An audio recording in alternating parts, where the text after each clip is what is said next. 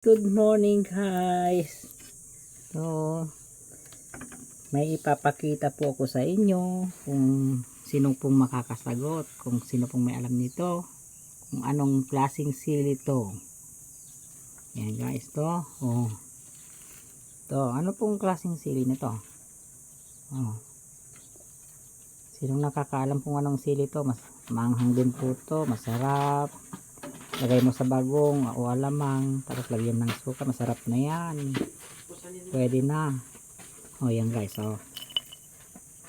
Sino pong nakakaalam yan? O, siling yan. Manghang yan guys, maliliit. Maliliit na yan. Pero kapag baguhan po talagang bunga po nito guys, malalaki to at mahaba din. Ang sili na to. Ito yung mahal na sili kapag natsambahan sa presyo. Pero kapag natsambahan nyo naman sa presyo na mura, ay talagang mura na.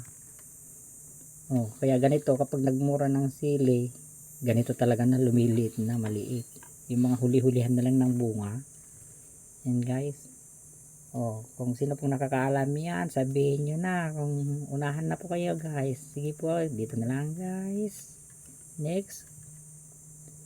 Time na lang tayo. Yan.